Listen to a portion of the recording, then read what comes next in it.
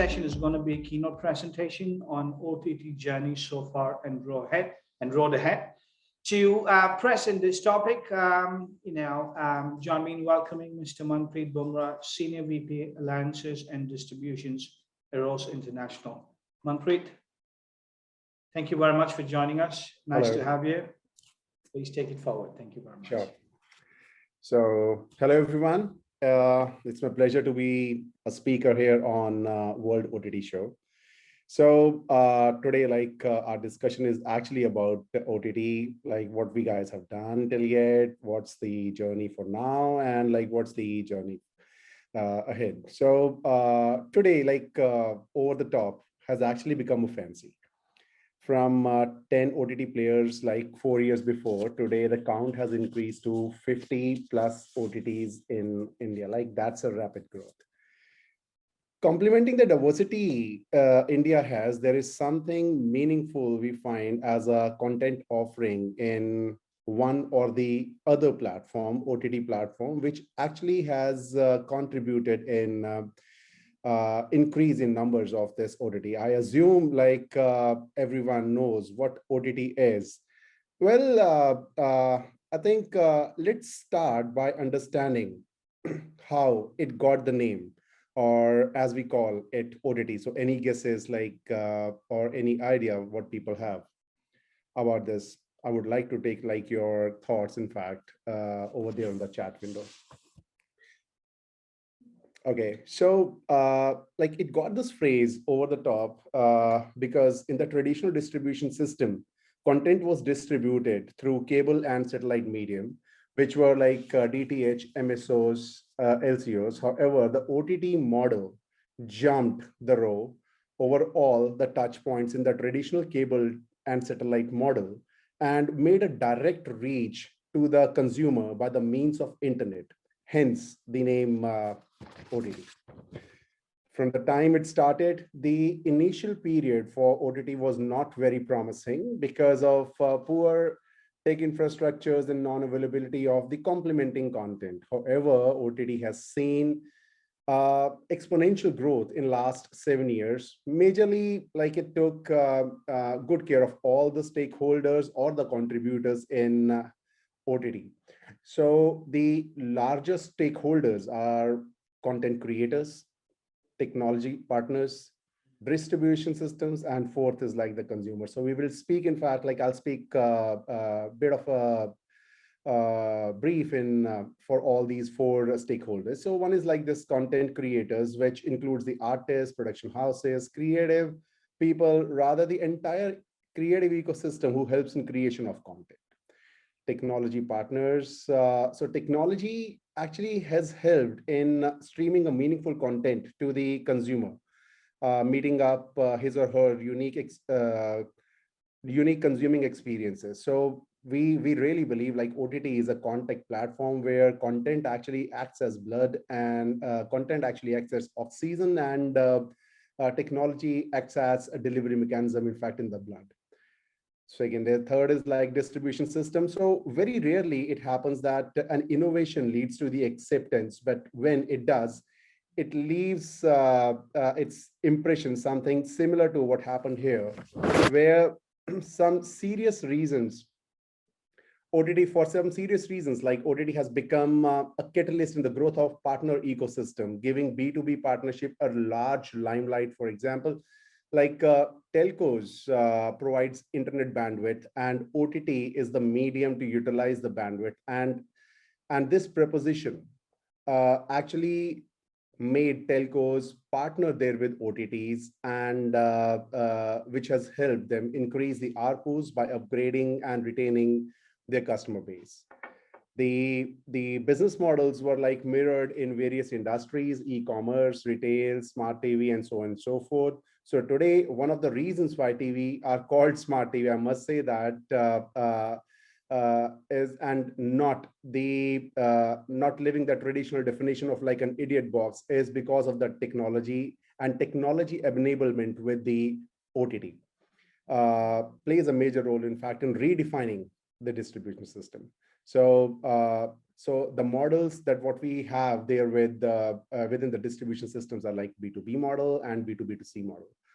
All this is done for the fourth important stakeholder, which is like the consumer. So with an idea of entertaining and engaging the consumer on his or hers preferred time, walking with all the and like taking good care of them, is something which has really helped growth of OTT as a ecosystem. So walking together with all the stakeholders like provides a tremendous growth. To share a couple of numbers, today close to some 650 users are like active viewers of OTT, and more than 80% of internet bandwidth is consumed on watching content, where like average 30 GB of monthly internet bandwidth is consumed on mobile internet, and 50 GB of bandwidth is consumed on wired internet. Now, this is like something fantabulous.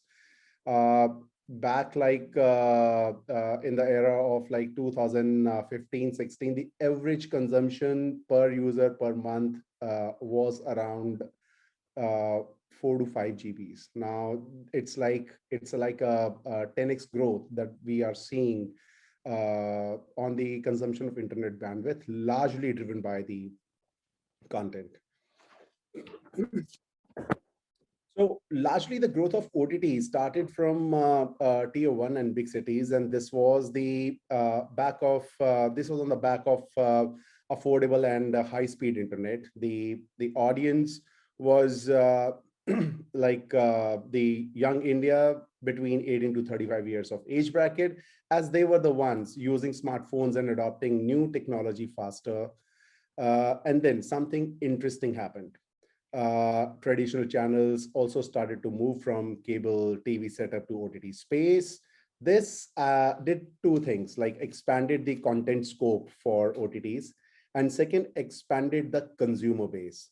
Now from 18 to 35, which is like the young India, the audience base included 50 or 60 plus age groups also, who would come to consume like news or other TV shows onto the platform, the OTT platform. This trend also did something interesting in the landscape. I will come to it when we talk about the evolution, like shortly. As I mentioned earlier, India being a land of diversities, OTT have seen a large uplift of content consumption trends. Analytics says 82% of people prefer to consume content in their native languages. And that is like one of the reasons why today we have 50 plus OTT platforms in India. Surprisingly, people actually are producing content in beyond the top 13 languages which are widely spoken in India. Now, this is something which is really very encouraging and complementing to 140 crore population that what India has. Hence, OTT has become actually a medium to connect with the people, with themselves, with the content, and like certain application has actually taken an edge over. You see, what they have done is like they are trying to create a medium, or they are trying to create certain contents which is bringing, like made with an objective of bringing the consumer closer to their culture. Like, for example, My Mandir, Shri Mandir, and these are like a form, like a derived forms of, in fact, OTT. But this is how like OTTs have formed its position everywhere, and have created a mass establishment with a bright future. Meanwhile, pandemic situation has also like excelled the OTT growth. So there was the growth which was supposed to happen or projected to happen in 5 years of time was excelled like in 10 months. And this opportunity was completely utilized by the OTTs, where OTT was able to form a habit within a consumer to consume the content through digital mediums. the plethora of content and the variety of content which OTT made enabled created a wide acceptance of OTTs amongst the consumer base. Well, future seems to be very promising, where large growth is expected from tier 2 and tier 3. We foresee a major uplift in Hindi and other regional content, both in terms of creation as well as in terms of consumption. There's a majority of things happening because of acceptance of other industries, and which is actually helping in creating a reach or emphasizing on reach of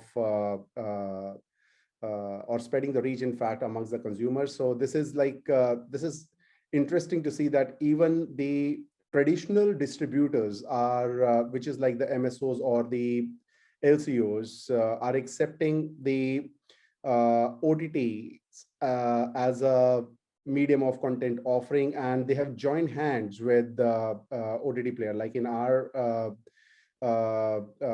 platform, like we have partnered there with a couple of MSOs who have on their own stated and asked us like to be one of the content providers along with the traditional television offerings that what they offer to their customer base.